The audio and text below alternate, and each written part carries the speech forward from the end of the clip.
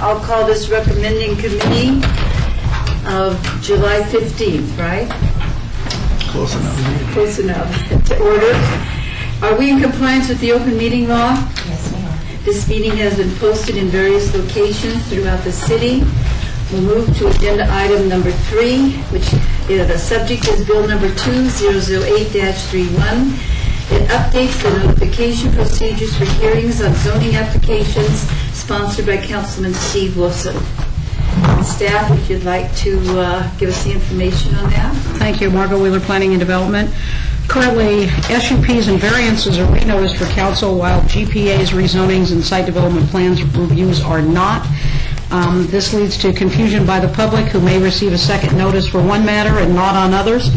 It's particularly inconsistent because SDRs and variances can be final action, but general plan amendments and rezonings cannot, and yet these are noticed again inconsistently. This text amendment will change that and require all matters that are notified for Planning Commission will be re-notified for the City Council, ensuring that consistent information is available to the public. Thank you. I know that was something that was in great need at a couple of times. Did anybody else want to make any comments from staff? Is there anybody in the audience, residents, who would like to make a comment? And then what is your pleasure, Councilman? I would make a motion to refer to the City Council with a due pass recommendation. All in favor? Aye. The motion passes. Next item on the agenda, Bill number 2008-32. It adopts the school facilities element of the Las Vegas 2020 Master Plan, proposed by the charming M. Margot Wheeler, Director of Planning and Development. Thank you. This is the first adoption of a school's facilities element for the City of Las Vegas, which is required by NRS. This matter went through public hearings at the May 22nd Planning Commission and the July 2nd Council. Again, the implementation measures that would follow from the policy document include establishing joint planning teams with regard to the Open Doors, Open Schools policy that is currently in place, to ensure that we utilize future land use maps to assist in locating off schools, and to consider amending Title 19 to require an SUP and site development plan review for schools within all districts, as is the case with Clark County. Any other comments from staff? Any from the residents or participants? I would like to make a comment that I had a couple of individuals in education look over this, and they thought you did a great job. Oh, I'm thrilled to hear that. Thank My you. own comment would be, I'd sure like to know when we're going to have another meeting of that Open Doors, Open Schools, which I think the last meeting was about 8 months ago. And I never yet have received a summary of that meeting, which we were said would be sent to us. Okay. And it was supposed to be the school district, I believe, who was making the notes and said they would send them to us.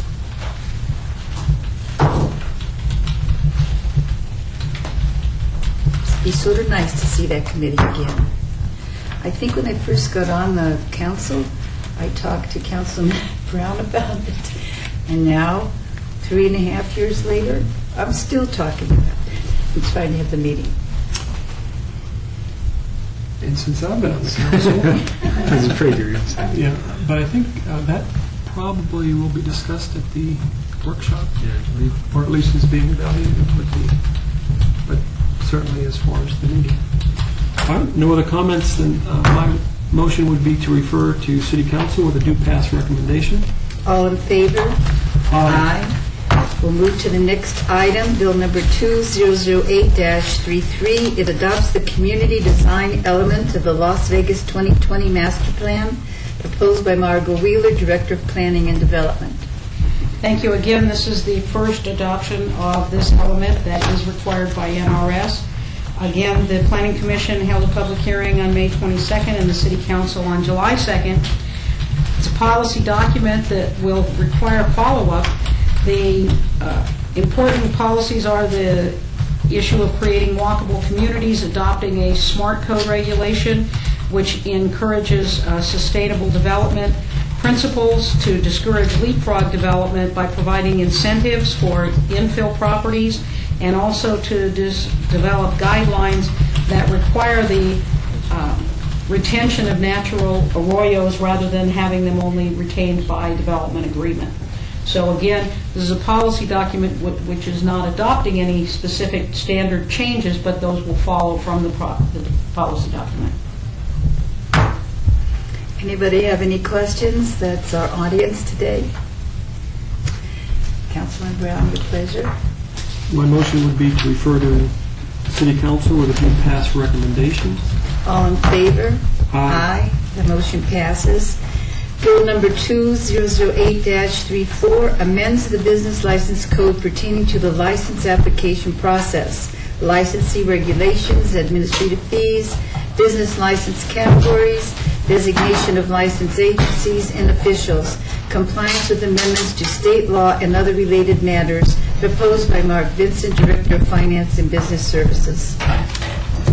Madam Chairman, I thought you were going to say the marvelous Mark Vincent. Oh, and the charming Mark Oh, Vincent. thank you. That was for you, Margot.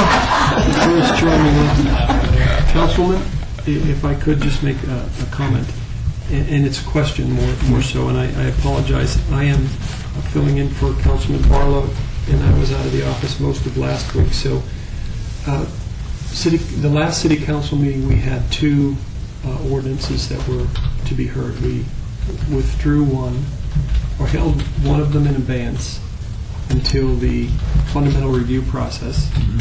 And then this one was discussed briefly, and it was my understanding that similar pieces as far as fees and I don't even know what the other bill was by name, but we were going to hold those pieces off, but address some pieces of this ordinance that were specific to procedure. And is that, am I at the right place? I think you are.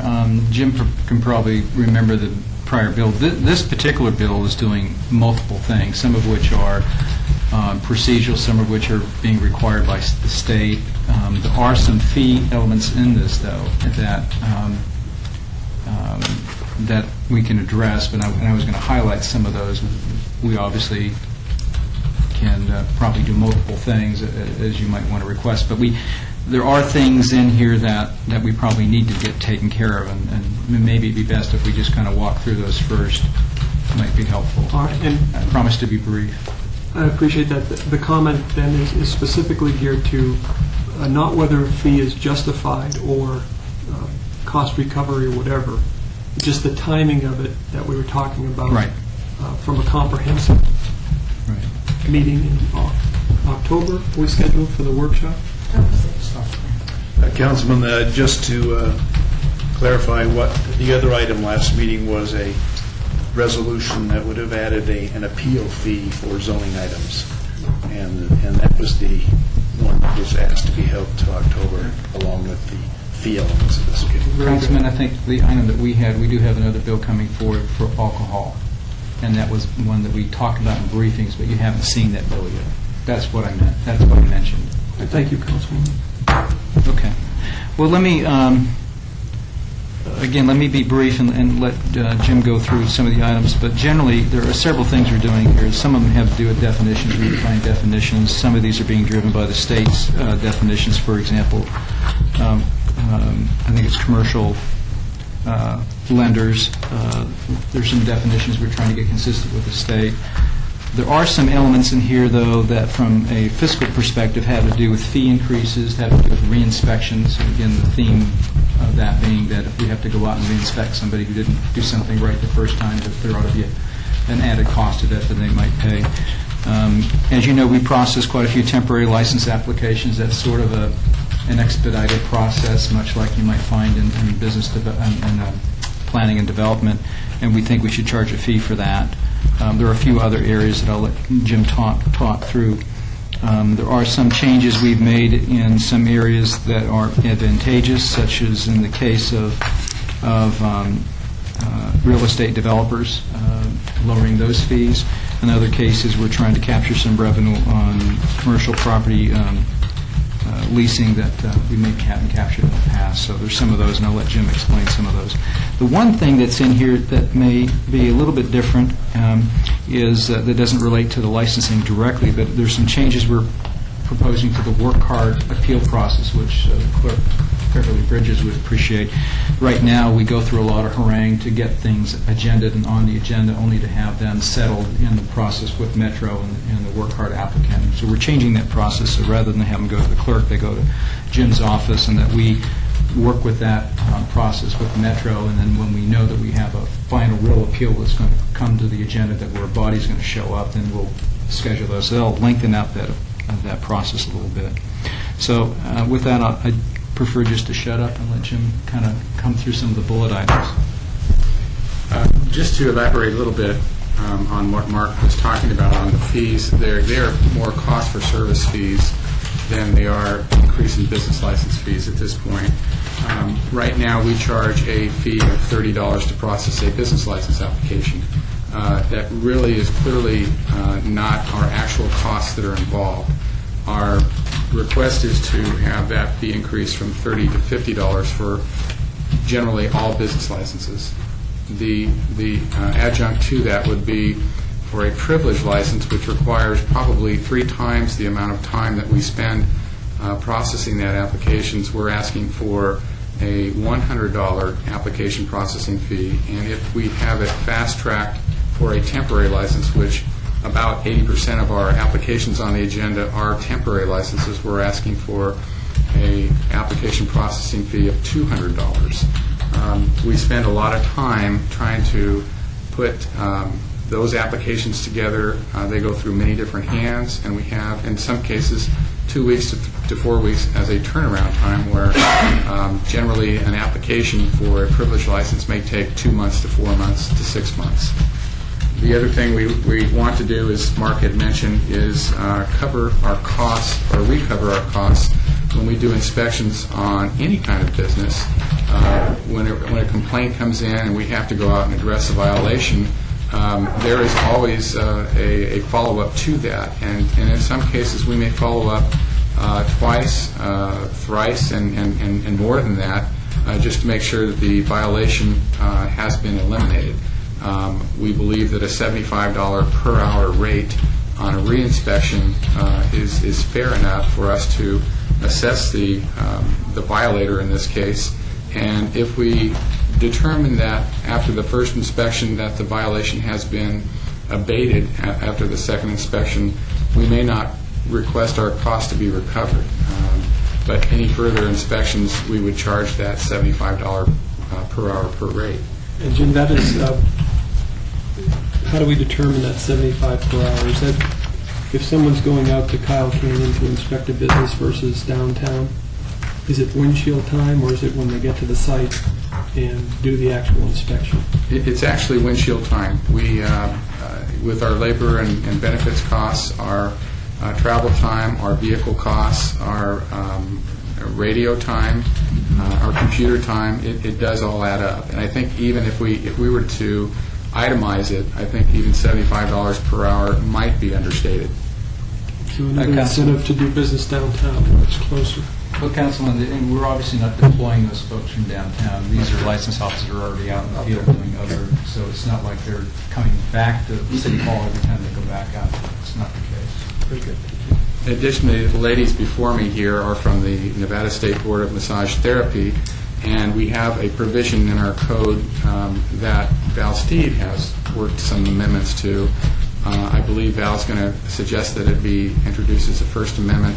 What our goal was in this case was to eliminate the regulation part of the massage therapists. The state has full control over the massage therapist.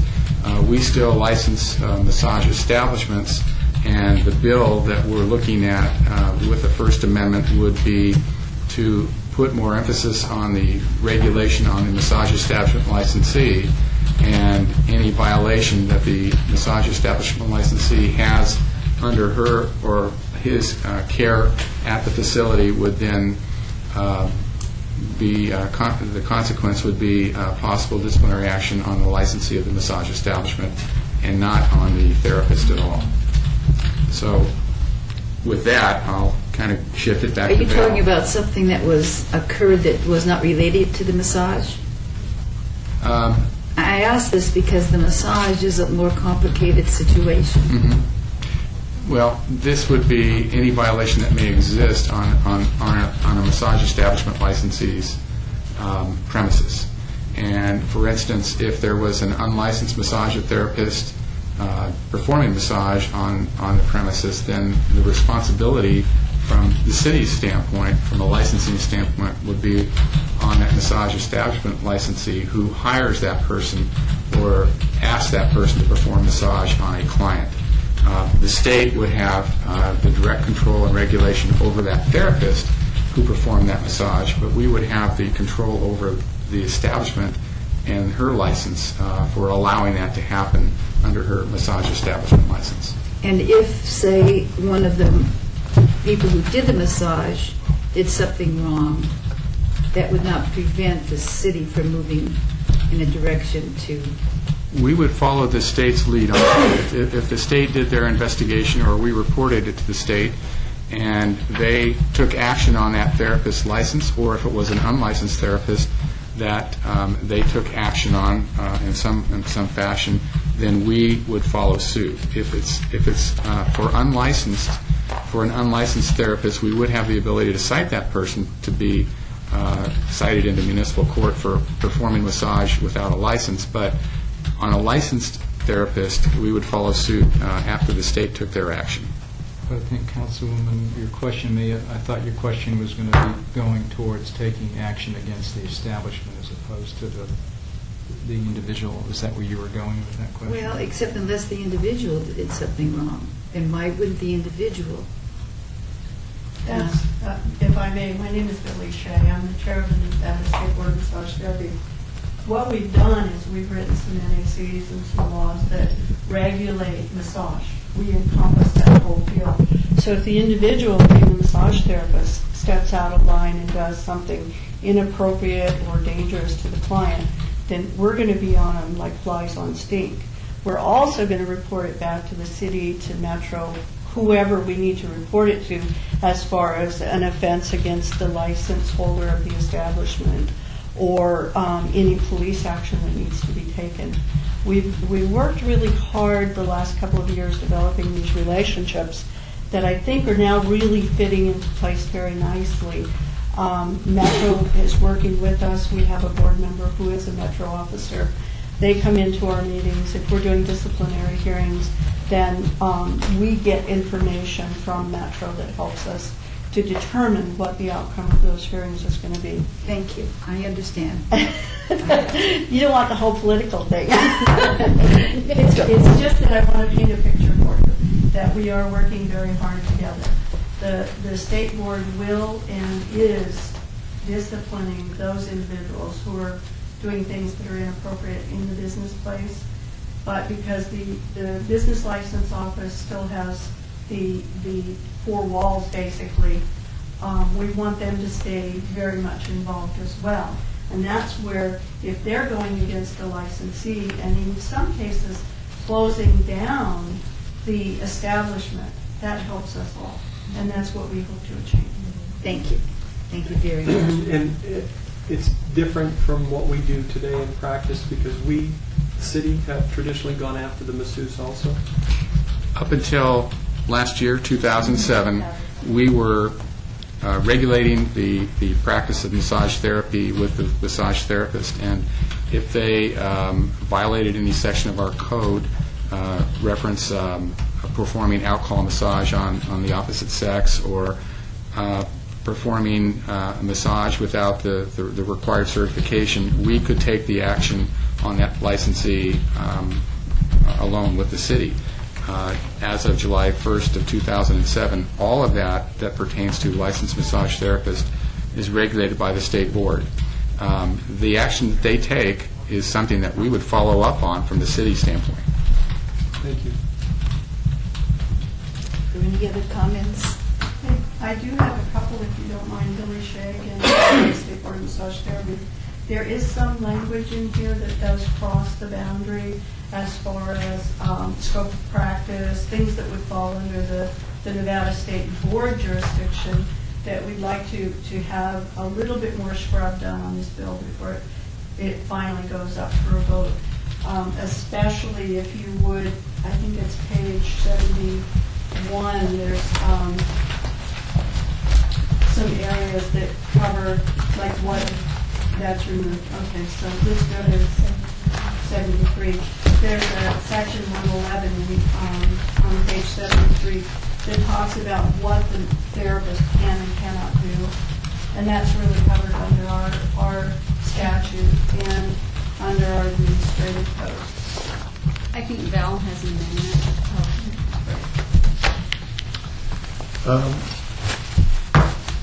One of the things that I wanted to do in section 99 is include some language about how the legislature has taken away the ability to regulate massage therapists, but that we still retain the authority to require both therapists and establishments to get a business license, and then to regulate the manner in which the establishments themselves operate.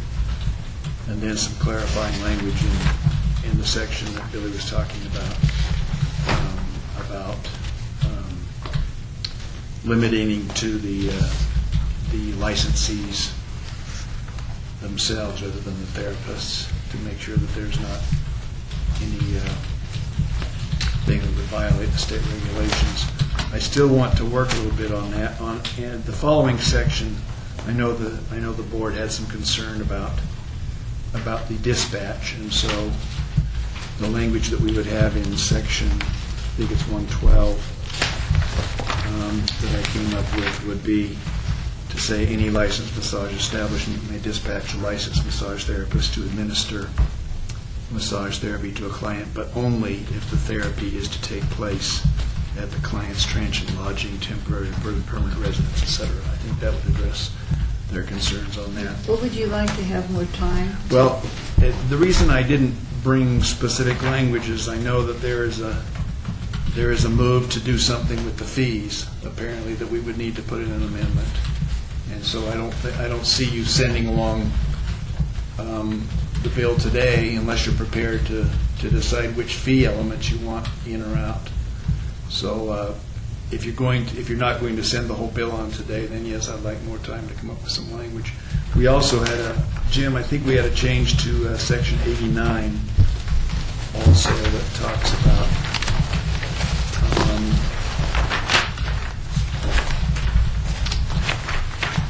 refresh my memory here, talking about the period of time for temporary cards that we wanted to work in there too. Does that sound right, Jim? Section 89. Yes. And apparently that doesn't fit with Metro's practice as far as the time periods that are in there.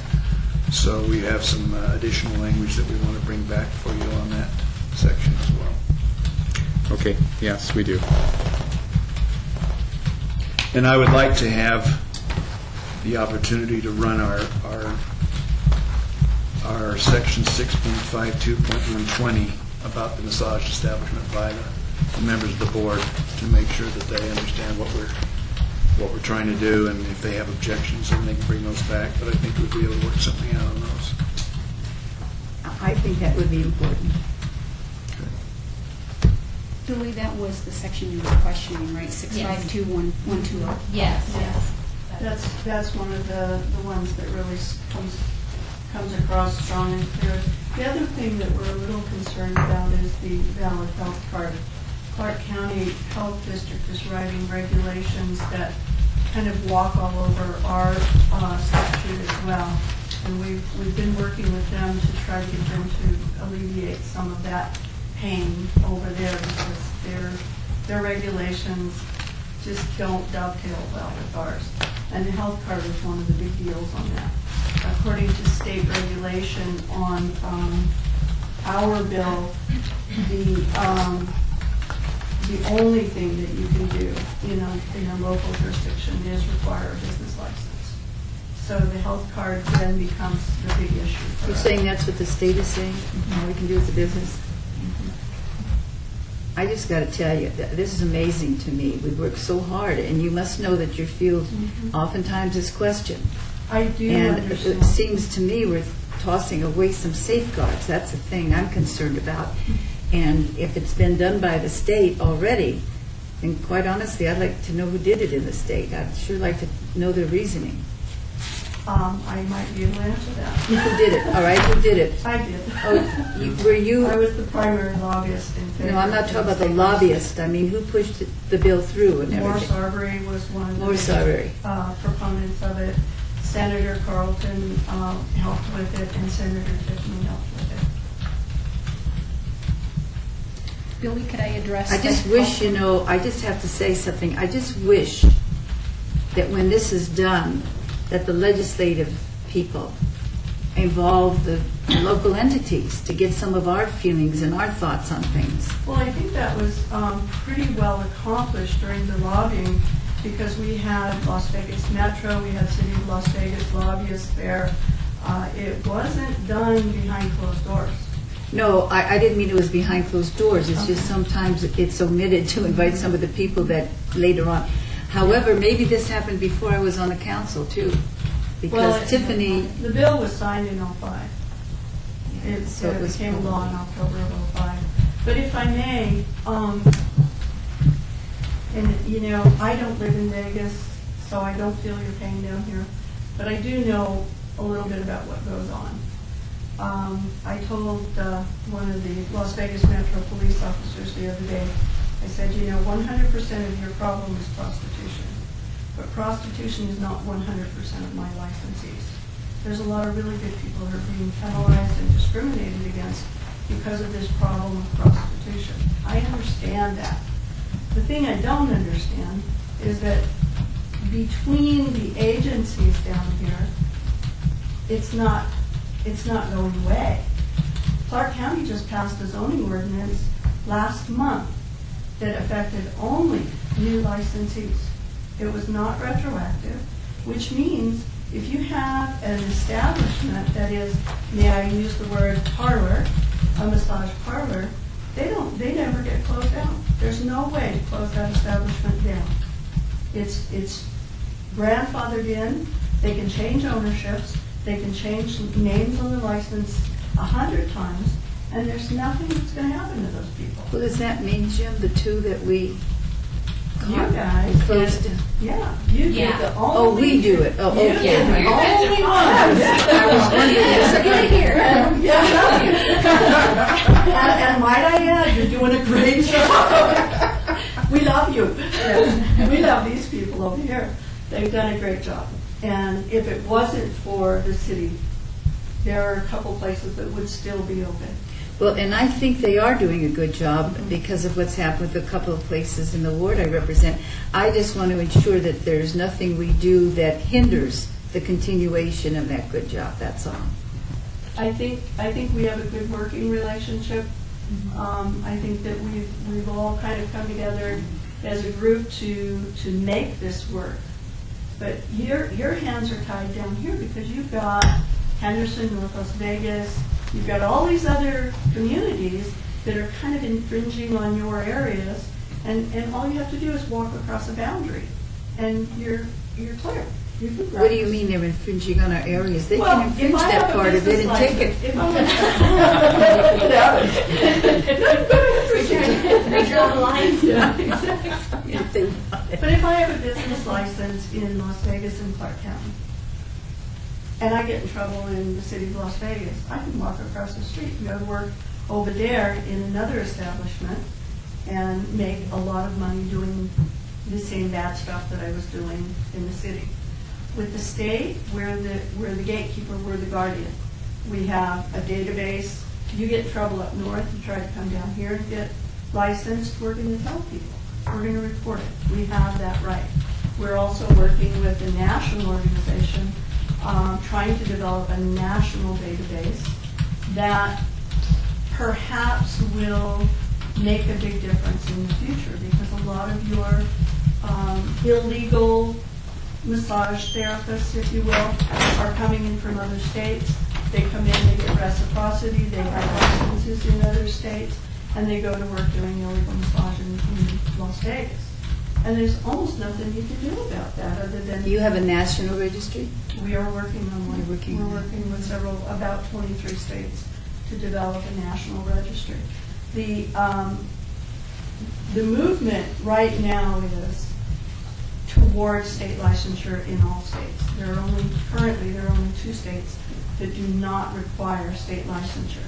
There's another, I think, 10 that have bills in process or are working on language to adopt state licensure regulations for massage therapy. So once that's in place, we will have 50 states who now require similar things for state licensure. And that will help us to police the environment as well. I don't really want to be known as the prostitution board, but right now that's a problem we all have to deal with. And the sooner we can gather and get rid of it, I think the better we'll all be. Well, I think if those changes are made and he meets with each of the council people, that'd be a good thing. So if I can capture a little bit, the state role then would be the masseuse or the person, and from start to finish, you want that responsibility. We do. I think the concern from a local level would be, does the state have the capability, the resources with everything that's going on, especially now, to, because we're selfish, we want to make sure that you give our Las Vegas issues a priority, or at least equity. Now, do you feel comfortable that under that framework, that you have the resources to do that? Yeah. My name is Lisa Cooper. I'm the Executive Director for the State Board of Massage Therapists. We are what you call a quasi-governmental agency. We do not get any of our funds from the state. We generate we're a revenue generating board. All of our revenue comes directly from our licensees. Everything that we get from our licensees goes into our bank account, and we disperse funds accordingly, and the board approves that. We're fine Excellent. financially. And do we, under current practice, do we have any revenue resources from the industry other than the business itself? We do. We charge the same business license fee to the therapist for her or him to practice here in the city of Las Vegas. That fee, I believe, is $75 or $150 annually. So your masseuse is being double dipped in the city? They're paying us and you. Is that an issue at the state level? Personally? Yes.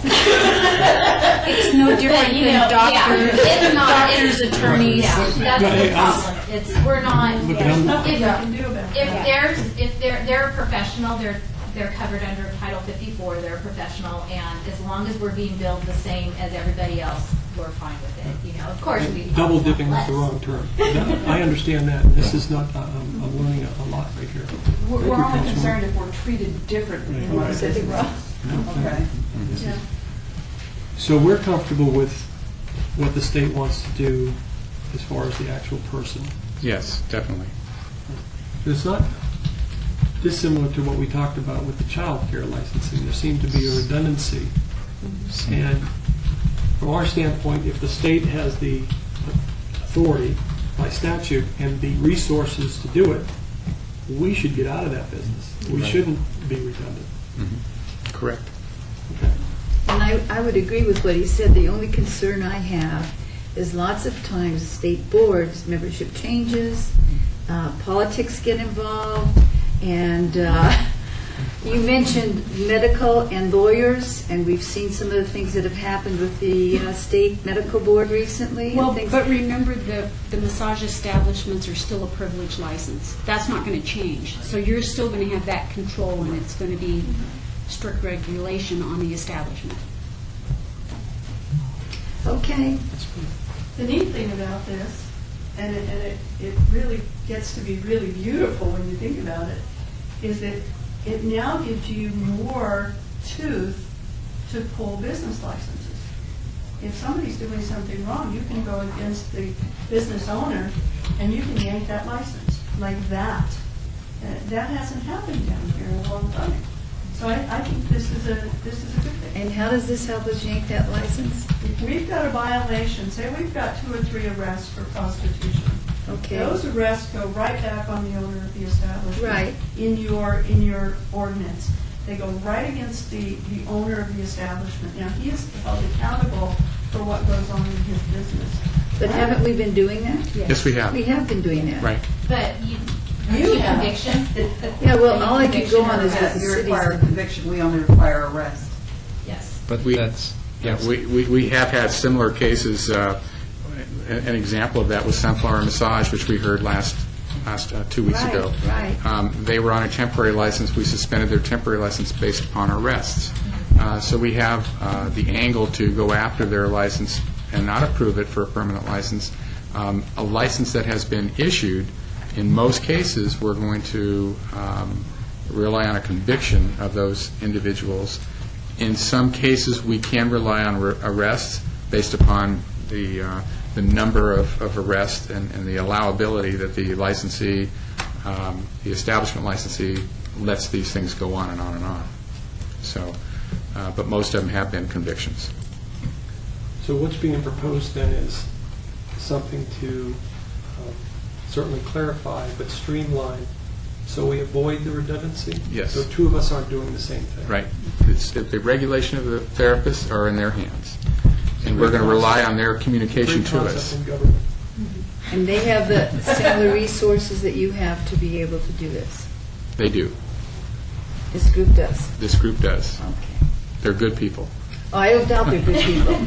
No question you're I good think people. that the I'm just, one thing that we were referring to in 120 is that if we refer to our NRS, that gives more leniency towards the business licensing, because we do have something in there, it's unethical practice, and if they get their license revoked on unethical practice, then you can go back to the establishment just on unethical practice, and that's an arrest versus a conviction. you're resting on unethical practices lately. We are. Wow. Well, actually, they get arrested or an act is reported to us that is covered under our unethical. Then we don't have to wait for a conviction, we don't have to have a conviction. If we believe it is more probable than not that they engaged in this unethical practice, we can act on it, which gives us a lot more leeway than many of your agencies have. I'm Michelle Beetham, and I'm vice chair. Thank you. I was going to ask you to give your name. Want to repeat that full name? Michelle Beetham. Okay, thank you. Is there any other comment from anybody in the audience or in the entire room? Not about massage. Not about this particular item then? This bill. Oh, you do? Okay, So, sorry. Councilman, so other scrubbing of the language, then we're going to make sure that everybody has shared information. Absolutely. Do you have any of your business cards? Of course. I'll just give you each my business card, and you have one. And anything that we can do, we're happy to do. We'll be here in a minute. Michelle lives here, so she's available pretty much most of the time. Lisa and I can jump a plane and be down here in an hour. We have an office in Las Vegas. Currently, we have some staffing needs there, but it is manned. We are looking for at least 3 employees to put in that office. This is kind of new to us because up until now, the Clark County and the city wouldn't give us the responsibility or allow us the freedom. So we've now kind of got it and we're moving on it. Is the office going to be located in the city of Las Vegas or the It's in Clark County. unincorporated county? Yes. It's Can on- we, it's can we get 10 any fees for this licensing? No, because we're a state agency. We don't pay taxes. It's at 101 Convention Center. It's been established for over a year. So, Any more comments? The other sections first. Could I just, Councilman? On this entire item is what I'm asking for. Any more questions on this entire item? I think Carol was going to talk a little bit about the health card. What we have on page 74 is saying that if the health district requires a health card, you need to show it to us as a therapist in order to get your city license. I know that they have an issue with the health district's authority to require one. And, to a great extent, this is informational. If the health district requires one, they're going to require one whether or not an ordinance says it. So it was more information than anything else. If they require it, you got to show it. If they don't require it, you don't. And in addition to that, if I might, and you've got language in there to support that, any and all licenses that are required of your professional business people have to be provided at the time of application. So that would include the state business license, state massage license, and other, I don't know what else there is, but All these licenses are to be shown at the time that the business license is given to the establishment, We have the, but we have no control then over the license of the massage person. well, we have the opportunity to request a copy, in this case, of the state license to perform massage here in the state of Nevada. If they don't show us that, then we cannot issue a license for them to conduct business in the city. unless they're an owner and not an operator, they're not actually doing. Correct. Right, and then that would be accepted. Right. I have a little leeriness about that, but we'll move on to you, finish everything, and then we'll go through it. I'm done with mine, but I'm sure that there are other issues that need to be talked about. Madam Chairman, let me suggest that Jim go over the couple of real estate-related changes, and then I think we have a gentleman in the audience, Mr. Cooper, right, who would like to address those items as well. Presently in our code, it does require a business license fee in the amount of 1% monthly for each real estate developer who develops property here in the city of Las Vegas. That is recommended to be reduced from 1% to what it would amount to be a percentage of the gross revenue for that individual semi-annually in the amount of .00056. So that would come into conformance with the other businesses that we license here in the city that are paying their fees based upon gross sales semi-annually. That same 000, Is it .00056, correct? the others are doing that same amount. And there was one other you suggested? The commercial real property. Okay. We have a proposed amendment in the bill to require a business license fee also based upon that .00056 on any non-residential commercial property that leases out space here in the city of Las Vegas. Essentially, this comes into compliance or in conformance with what the county already has, licensing regulations for that same type of business that's in unincorporated Clark County. So we just want to be consistent, essentially, with the codes in Clark County on that. That pretty much covers it with what we've talked about today.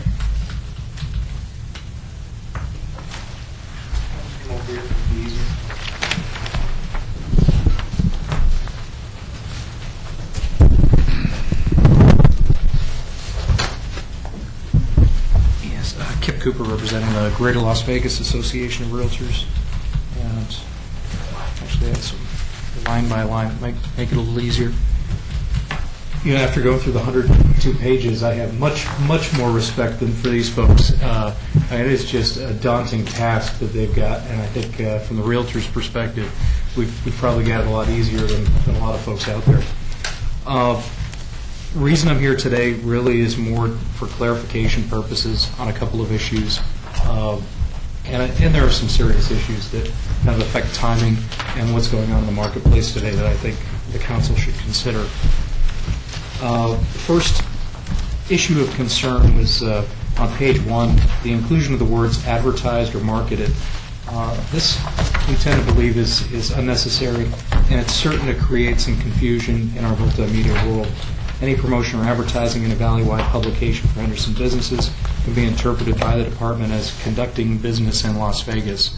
And I'm especially sensitive to this because I'm dealing with multi-jurisdictions, Henderson and North Las Vegas and Boulder City and Mesquite, all with different business licenses and requirements, and all trying to get a little piece of money for services being rendered.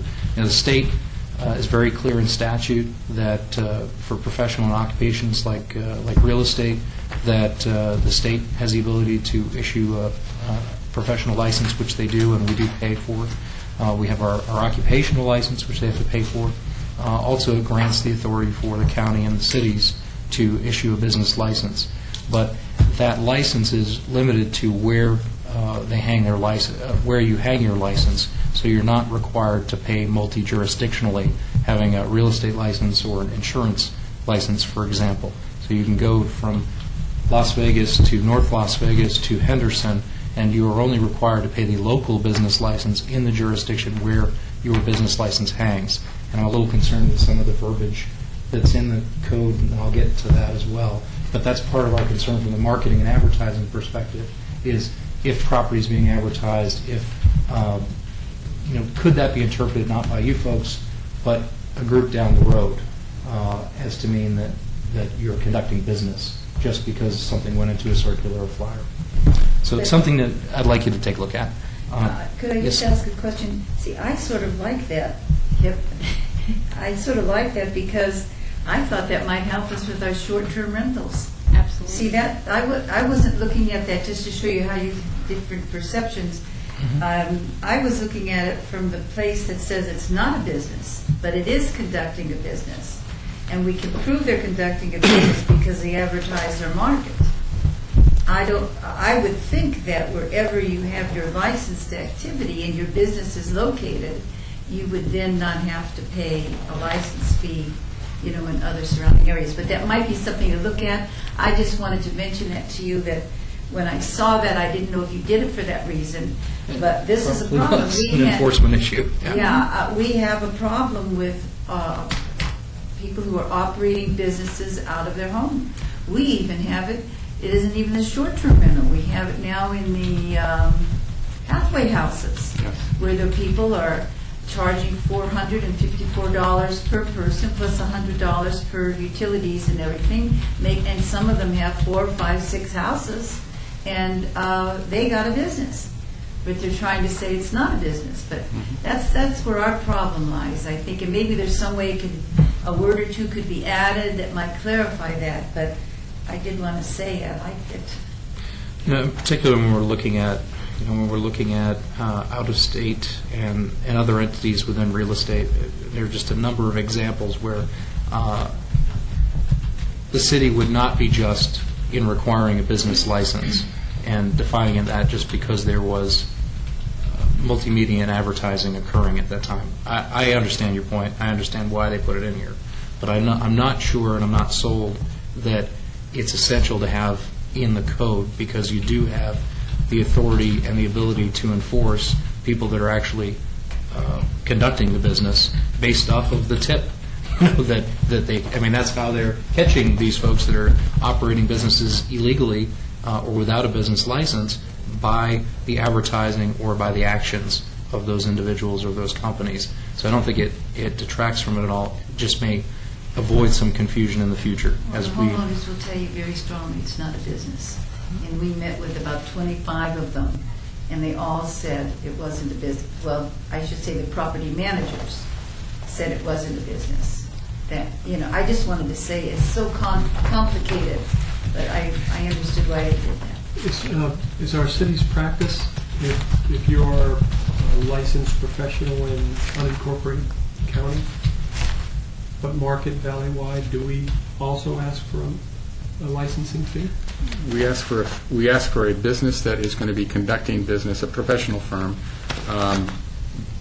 to have a business license if their professional business does business here in the city of Las Vegas. Locksmiths, attorneys that may come in to the city to practice law inside municipal court. That firm, if it's based in the county, would require us to have a business license for that firm, and not for each professional in that firm, just for the firm itself.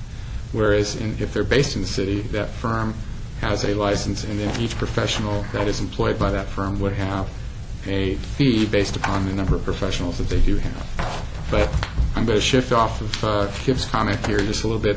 This was to capture all business licenses, not just professional firms.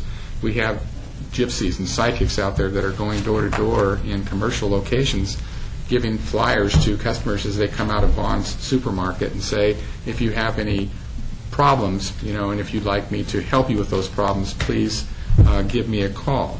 Now, because it's hard to catch them and hard to be able to say you contracted business by giving this person your flyer, that alone, if it's covered under advertising and marketing, will allow us to take enforcement action on that particular individual. Otherwise, we don't have that ability at this point in time unless we're the recipient of that particular flyer. So it does give us a little bit more leeway to take disciplinary action, and it's to cover all businesses if they advertise or market that they're doing business here in the city. So it's the, and jumping back, it's the law firm scenario that if they're in unincorporated county, we're going to charge if their practice comes into our city. Correct. If it's an independent realtor that lives in unincorporated county but is going to sell houses all over, are we likewise going to ask them for some kind of licensing fee in the city? If it's only to show houses or sell houses in the city, no, because they're tied to their home location where their broker is licensed by the state. So realtors to come in and sell or show, the sell takes place back in their Clark County location. That real estate and insurance has been pretty well. There's some case law on it and several opinions that have come down on it. But doesn't mean we don't have problems in other cities trying to do that. So on page 6, lines 12 through 16, this is an issue of the increase of from $30 to $50 non-refundable processing fee will be charged for each applicant. An area that we have some real heartburn over is a couple of years ago we had a fee increase for the agents, and I'm going to talk a little bit about that as I get into this. But that fee increase went from $20 to $200 for the average agent. And now we're in economic times where the market is not doing well. There's a lot of movement going on from office to office, and while it may seem like a nominal amount, that increase is impactful in the industry when you're putting it over 15,000 realtors. So we would respectfully ask that that be something that you hold, and we look at the financials behind it as to whether that's necessary or not. Certainly the processing fee is nowhere near as difficult as some of the other professions that are here in the Valley. We just actually heard about some of those things. But we respectfully ask you to hold off on the fee increase. Let me interject here, Kip, just for a minute. Just so that you understand, this is for per application and not per agent. But every time they move an office, they have to pay that fee as well. And that's been a big issue for our folks recently because of bankruptcies within offices where we've had, you've been aware of it, just mass movement of 150, 200 agents having to change to another brokerage firm, across the street where they've just paid a license fee and are upset about that. Now all of a sudden they're going to have to pay a much higher reapplication fee for moving their business location. And it's not the bricks and I guess that's something that I'd like for us to kind of talk about, and maybe there's a way to craft it into the code where I think there is a difference between bricks and mortar businesses and the brokerage firms and the amount of money that brokers pay as a licensing fee, and the independent contractors, which are the agents that are moving from location to location, because there certainly is fire and safety issues that you have to look at, and a lot more of a process involved where you're looking at bricks and mortar businesses. So maybe there's a way for us to look at those kind of things as this moves forward. And I'd certainly be appreciative of that. But I think for the average realtor that's making $20,000, $30,000 right now and having to pick up a second job, these are difficult times. The only one bad thing, I'm going to go back to what the massage board said. No, what they just told us is they don't care as long as we treat them the same. They're in Title 54, you're in Title 54, so I would have heartburn crafting language just because the market's soft on real estate right now to say, okay, you're in Title 54, but we're going to give you a break. I think that would come back to bite us a lot worse than if we treat everybody the same. No, you can give him a break, but give us one. We're keeping the same soft market. Well, as far as the fee increase, I'm for everyone not paying that fee increase for the time being. In light of the economy and in light of what's going on. On other issues of us really looking back at, I'll actually just get into it. Let me just run through this if I could.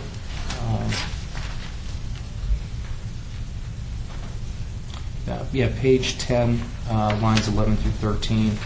This actually we liked. We approved this addition as it reinforces the existing state requirement, creates continuity, and that each real estate agent must have their own business license as an independent contractor. I wanted to show that I didn't dislike everything that was going on in there. Page 16, lines 19 through 20, the removal of the insurance agent from $100 per year pay schedule.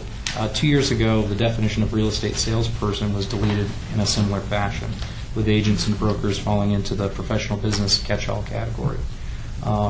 We'd like you folks to look at the possibility of applying that again from a fairness perspective and look at business brokers are very different. Real estate brokers are a very different category than agents. The educational requirements are entirely different. The responsibilities are entirely different. The financial responsibilities and costs are entirely different. So, from our perspective, maybe it can't go back to the $20 that it was, but could we look at the idea of having our agents in that $100 category and having brokers in the $200 category?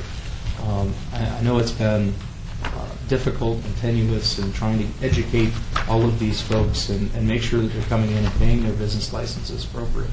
But I think things have moved in the right direction, and this is another area that I think if the revenue isn't essential in that there are some reasonably good arguments for agents paying a slightly less fee than what the brokers do. And I do question why you wanted to take the insurance agents, which I would suspect would be in the kind of the same situation. You've taken the insurance agents out of the $100 category and also taken the insurance brokers out of the $200 category, which I suspect will go all into the catch-all of professional licenses, as we did. Insurance wasn't covered in Senate Bill 218. So just so you know that insurance is not in Title 54. But it was just to bring us in alignment with some of the changes that happened at the state, the insurance producer. So it was more a clarification for the industry and for our licensing technicians. If you came to the counter today and said, I'm a sales agent, what exactly do you sell? Do you sell annuities? Do you sell insurance? Do you sell stocks? They would have to have 3 or 4 licenses. And a lot of the financial agents today don't just operate out of one bucket. So it was a way to make it easier for the licensee and for the licensed technicians to try, so you're not pigeonholed. You can only sell these 3 items without getting an additional license. So it's actually to help the industry and help us as well. And what's the fee on the sales and service agent? It was $200. $200, okay, which is consistent with what Right. we're charging now. Well, it was, the sales was $100, and now it's going to be eliminated from that section. The insurance sales is There was an $100. insurance producer, almost like a broker and an insurance Right. agent. But it was just really, part of it was to clean up our code so it matches the state's definition now, because the producer was eliminated. Well, if it's not an apples-to-apples example, Yeah. I still think it's something that is worth looking at and looking into, because I couldn't get a real understanding of why it didn't make sense as it was. And they are very different. You can really think of the brokers as more of the bricks and mortar building, and the agents as that independent contractor that's working out of their home, working out of their automobile, out in the field. And I think they're 2 different categories altogether, and I'd like to see that returned if we could. Page 24, lines 1 through 14, this talked about each professional business located outside the city and which does business in the city shall pay an annual business license fee of $200. And that was an area that I think I'd still like to have some clarification because we've had to fight with Mesquite and we've had to fight with Boulder City. They have similar language in here, and their interpretation of that language has meant that I've had to bring in, AG opinions, all of this saying it doesn't apply to real estate. So if there's a way that we could clarify that, it may be helpful down the road. Lines, let's see. 14, 11 through 14. There's a lot of. Hold on just a second. Yeah. Did you catch that, the last issue as far as? Yeah, I will need to see the AG opinions in the court cases, because I'm not following that. Well, and it's not changed in this draft, so I think what we need No, to this focus is on, existing. this is This is existing existing. code he's talking about most of Yeah. this. All right. So it has nothing to do about this bill. That's why we have public hearings, it's wonderful. Okay. Let's see, in line 11 through 14, we had a great deal of conversation regarding the independent contractor, professional employee. So we interpret the law, Section D would not apply to any real estate firms in Las Vegas, as the large firms all contract with independent contractors and not professional employees over 100. That's the Section D, which says each professional business shall pay whatever is greater annual license fee based on its gross revenue or a license fee based on the flat amount per professional employee pursuant to subsection A of the section if there are more than 100 professional employees working for the professional business. And I just want to make sure that I was interpreting that correctly with you folks. That would be by location now. So if you have several different branches, it's not an aggregate of those employees, it's per business. With real estate too, Right. you don't have any categories. There's some categories that have gross sales. A veterinary Right. clinic. Right. They sell pet supplies, they sell all these other things. If they had over 100 vets and they had a large amount of revenue, they could opt for one or the other. So it's really, it wouldn't ever apply to real estate. That's what Hospitals. that's how I interpreted it, and Okay. that's what I wanted to hear. Thank you. Page 99 and 100, lines 13 through 2 and 100, we're opposed to the entire section. We feel that it's inappropriate to be taxing persons grossed on semi-annual income from rentals or leasing of commercial property. We feel it should be assessed in the same manner as a real estate salesperson or broker at the $100 or $200 level. The business renting or leasing the space are currently required to pay for a business license, and we feel this is an issue of double taxation. Essentially, when that shopping mall that does have a business license and is paying for their business license then has an agent lease out space, that space that is leasing from the shopping center is also applying and paying for a business license. So it seems like there's a third layer being added to all of this in that they're going to tax not only the owner of that shopping center, but also tax the agent differently for leasing out the space, which may or may not be the owner. And then the individuals that are coming in that currently do pay a business license will also be required to pay that as they currently do. So it just seems as though... But that's no different than any other business we do. We're taxing the restaurant. We have a fee for the restaurant business license. We have a fee for the suppliers. We have a fee for the guy who comes and services the liquor, and that's consistent with everything else. If you're the one that owns that commercial property and you're renting it out, are you not receiving revenue? You're receiving, you're Absolutely, doing business. and I'm paying taxes on that revenue. I'm paying property taxes on that revenue to the city, paying my business license fee as the entity. But now you've added a third layer, taking a portion of gross receipts off of space that I'm having to pay a half a year in advance of anticipated. I mean, that's another issue within this, is requiring the payment a half a year in advance of anticipated rental, particularly in this marketplace, is going to be very, very difficult to come up with. I don't know how we're going to do it. If we were 100% full, I guess you could do it easily. But right now, in very uncertain times, I don't know how that's going to be calculated and be fair to the person that's handling it on this end of the transaction. Well, with those, it's anticipated and it can be adjusted if that turns out to be incorrect, if you overestimate. But again, it's trying to be more consistent with the county. It's not really fair if one jurisdiction is a lot more lenient on these type of issues than I'd like to another. change that in the county, too. And with that said, those are some of the areas of concern that we have. And we'd love to continue to work with the city.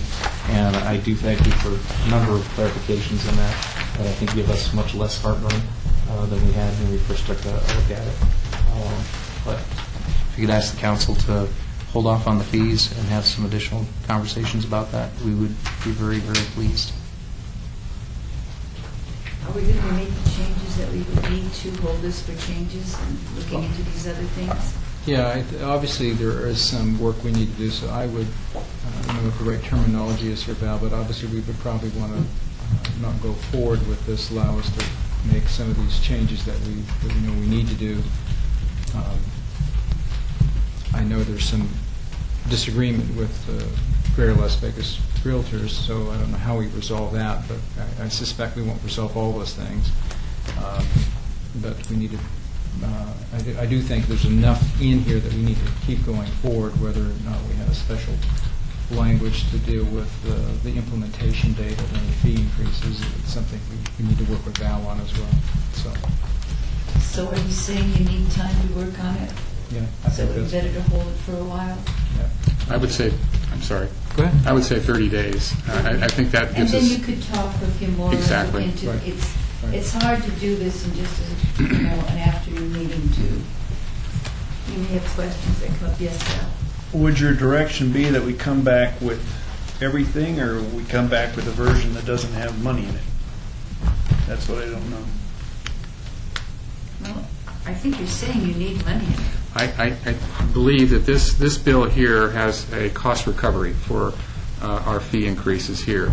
And I would suggest that if in fact, and now the business community is going to look at us and say, we want a temporary license. Well, right now, we're not recovering our costs for expediting those or spending more time on those. And I would say that, based upon the directive we've given from council to the city manager's office, from our director on down, we're going to be looking at having to extend their request for a temporary license further out, because we're not going to be able to have anything to show that we have a fee that you pay for this, for us to get that on the agenda. And what I'm suggesting is the outcome of that might be that we're not going to be able to get and accommodate the request for temporary licenses as quickly as we have been doing today. And didn't you say that you get $30, let's say, for processing, and the amount of cost to the city is about $75? Probably closer to 90. Or $90. I didn't hear the 90, I heard the 75 at a meeting. And the problem we have now is the cost situation within the city. You're cutting back little things here, and then you, I don't know what the Well, answer is, but I don't know if this helps, but in the briefings that we went through this week, Barbara Jackson talked about our fundamental review and how we have some of these parallel studies going. And one of those studies was fee structures, and we're not the only department, for example, that's looking at reinspection fees. And so I agree with everything Jim just said, but I also understand that there's a feeling that maybe the fee structure issues ought to be looked at in totality citywide. And so, as much as I'd hate to say it, if you wanted to be consistent with what the city manager's direction is in terms of these parallel studies, that maybe we hold the fee increases out pending the outcome of those of our October 6th meeting. That's I prefer to go forward, but I understand the concern that we're not the only department that's talking about fees, and it may be prudent for the city in the whole to look at them all in their totality as part of our fundamental review process. well, would we then have to come back and add the fees to it? If as a result of the fundamental review, you say, yes, verily, we agree with these concepts and we want you to move forward with bills, yeah, we would all come back. All the departments that had fee increases would come back with bills. Or fee reductions. Or fee reductions. And it's important. I think part of this fundamental review is to be able to say, here's a fee, this is why we charge it, this is the cost recovery, and this is the impact on the service level. Right. I think that's part of it. Yep. And I hear what Jim's saying as far as, cost recovery was 50%, and over the last 2 years or 10 years, now we're down to 10% cost recovery. Something has to be done, or the private sector is going to start feeling the service impacts of that. And I agree wholeheartedly, but I also feel that if it may cost us 60 or 90 days of increased fees, I think that may well be worth holding off and taking a look at a global picture. And it's not just the folks that are here today. I think as Mark indicated, I think it's citywide. I'd feel more comfortable making a citywide public statement about fees come October or thereabouts than even in the next 60 days trying to come in with some separate justifiable fee increases. I My was big going to fear say would... the same thing. It seems to me that you're just doing it chop fashion, whereas you could do it with a whole perspective. My bigger fear would be that we hold up with some of these other changes that I think we need to make because we don't resolve the fee issues and then it gets lost. And this is something I know that we've been trying to, you guys have been working on for a while, exclusive of the fee increases. So, as much as it pains me as a finance director to say it, I think that's probably what we need to do is 30 days to work on the non-financial issues. Maybe we pull the fee increases out and save those for a follow-up bill if and when we give us direction to go that far. Ms. Shea, excuse me. Is the 30 days, is that enough time for you to finish the scrubbing as far as the language with Mr. Steve? Absolutely.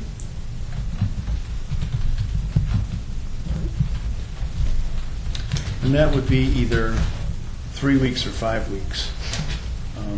No, we wanted 30 days. Because 30 days will be tough to do under your... Special recommending committee meeting. Special session. Forget I said anything. This people plan to be here for the special meeting. Yes, and since we're moving forward with language, is 3 weeks? I think 3 weeks is adequate. It's 90% there already. We just need to pull out a couple more statements and just kind of polish it up a little bit, and I think we'll be fine. We've worked with them already on it. All right. Then my motion would be to hold this bill, 2008-34. 2008-34, for 3 weeks with the intent of moving forward with all the appropriate language and suspending any increase or reduction in fees, Any fee changes? Until our performance, our fundamental review workshop, at which time we hope the City Council provides direction. That would be my motion. Sounds great. Good job there. That would be August 5th. If I may, let me make one more comment about business licensing, which is a little bit different than building and safety or planning and development, that our business license fees, our business license division is a revenue generator. They generate revenue that pays for all the city services, including police and fire, and part of me and part of you. And although it's not a large number, it's probably about 5% of our revenues when we look at it. But it is one of the few places, as you know, where you have some little bit of control over generating revenue. And so it's not an issue where they're just trying to recover costs. They are generating revenue that pays for 5-6% of all the other services in the general fund. And I know we'll chat about this in October, but I think you bring up a good point, Mark. All of our fees combined, that little slice of the pie that you showed, the fees aren't what drive this organization. At the same time, fees are critically important. I just want to be able to hear Jim or Carol or anybody at the city say, here's what we're recommending as a fee, here's the justification. And that will be what it will be, but not just say that we're going to increase a pediatrician's license because we need more revenue. And I think that's the big difference with this exercise going on now.